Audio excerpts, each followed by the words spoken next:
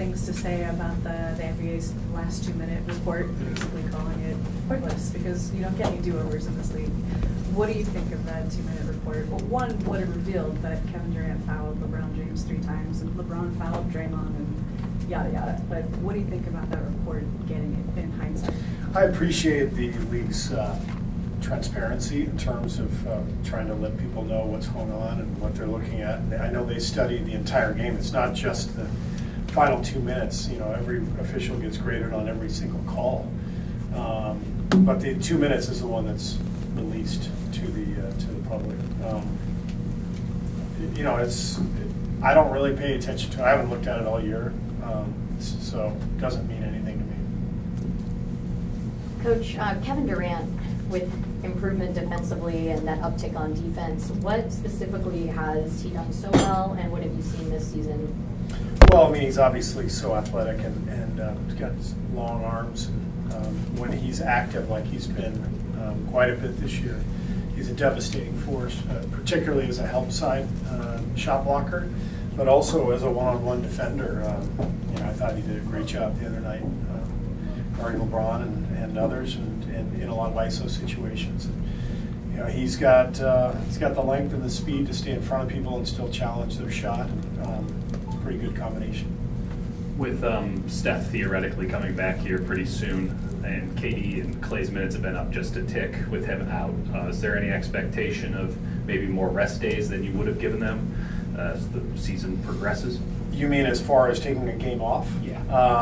Only if they're banged up. Those are not guys who I would just randomly say take a night off. You know, Sean and Andre, D.West, you know, the older guys, yes, but not the guys who are right in their primes. So, Coach, I'm Eric Woodard from the Desert News in Utah. Just you guys faced this team last year in the playoffs. You know, it's obviously a different team, different makeup. Just kind of talk about this year's Jazz team, you know, compared to the guys that you've seen last year.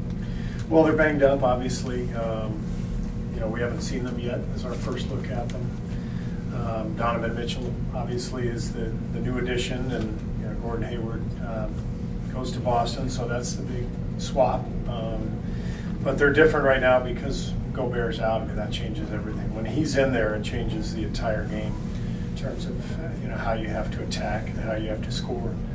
And so they're still formidable. They're still very good defensively, very well coached. They're having a tough time scoring right now, it looks like. I watched the game last night, or some of it anyway, and they had some trouble you know, putting the ball in the basket. But a lot of teams come in here, you know, into our building and end up making a bunch of threes against us. So I fully expect that to happen tonight. 2 questions for you, Coach.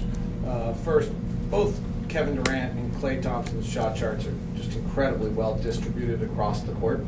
Is that a system thing, or is that something that their skill level allows you to do? And then second is, how's your health?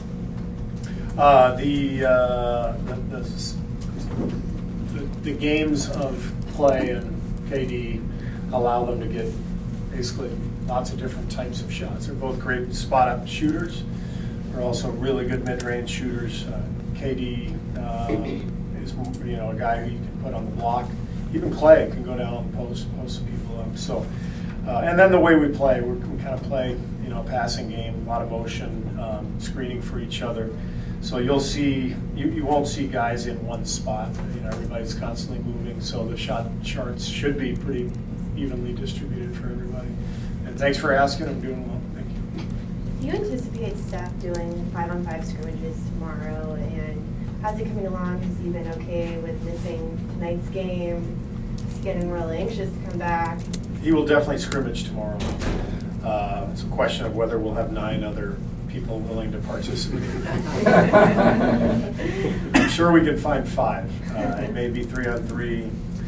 Could be the you know, the time-honored NBA tradition of 6 NBA players and 4 has-been coaches forming a 5-on-5. So he will scrimmage tomorrow. He's doing really well. I mean, he's frustrated, but I think he sees the light at the end of the tunnel, and so he's getting excited now. And it won't be long before he's back. Would you feel comfortable approving him after a 3-on-3 scrimmage, or do you need to see him go 5-on-5 before you clear him?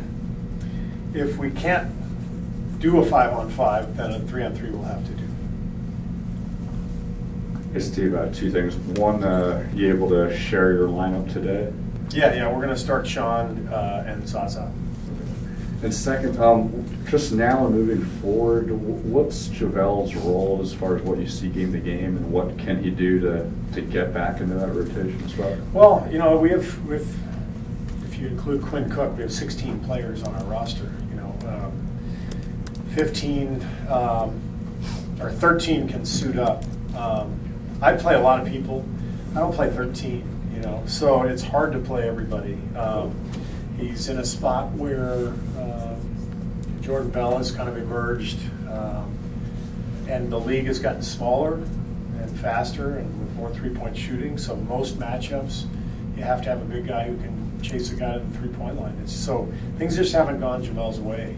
So right now he's out of the loop, but as he knows, and I know, and you know, that can change like that. And his job is to stay ready, and his job is to produce when I call upon him. We may need him for energy on a lazy night, and I expect him to come in and give us some juice. But he's a great teammate, and he's been nothing but professional, and we're counting on him to continue to be part of the group and to produce whenever it is that we ask him to do so.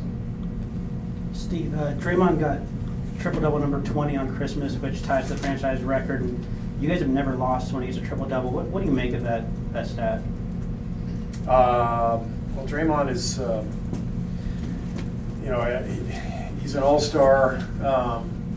Steph and KD and Clay probably get more publicity, but Draymond is so unique to us because of his versatility defensively.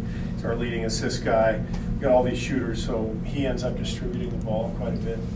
And when he's doing everything and he's having a Draymond game, which is either a near triple-double or something that looks like it, or a triple-double like the other night, then it makes us awfully tough to beat. I thought he was brilliant the other night. He was great, and we needed him to be.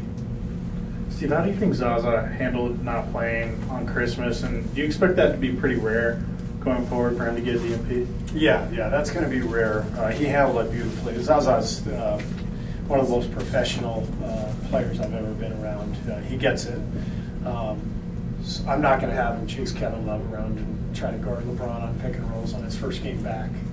That wouldn't be fair to him or to us. We've been defending a certain way, and all of a sudden we play a team with the three-point shooting and the penetration. It made more sense to go with Jordan.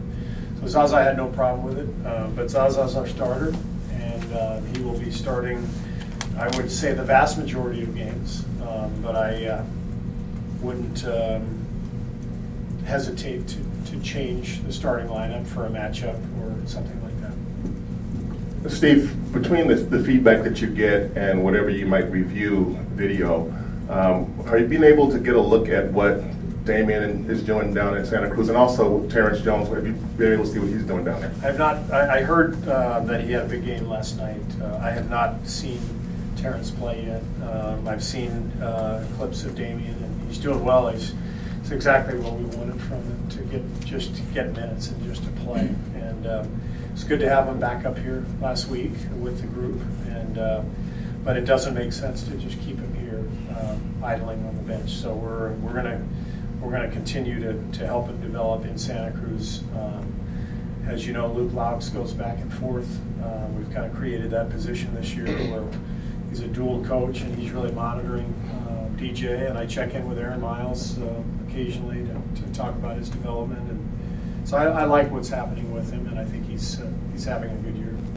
Zaza said that you pulled him aside before last game and explained to him why he wasn't getting the start, and he said that meant a lot to him. Otherwise, players get in their own heads. He said, you're one of the best guys at communication that he's ever experienced, and he said that you get it because you used to be a player. And why didn't he just tell me that?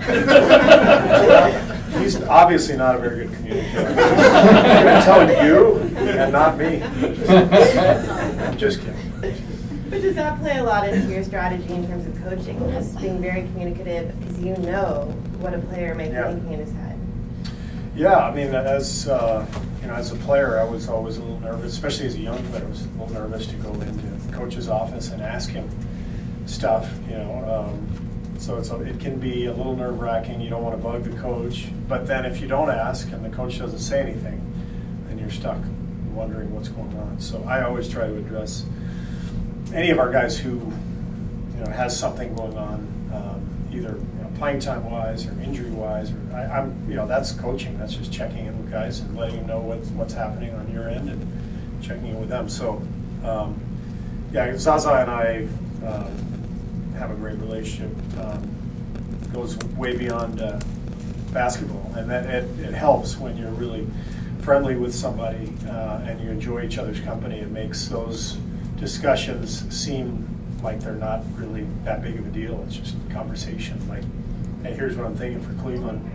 You know, what are we doing in Dallas? Let's go get some dinner somewhere. You know, like it's matter of fact instead of like, hey, we need to have a sit down. You know, and that's the beauty of being with a team for a while and developing those relationships within the team. And I always felt that way with Rick Popovich and Phil Jackson, and so I want to be that same kind of coach in communication-wise. That's it. Anything else? Thank you. Great. Thank you, sir.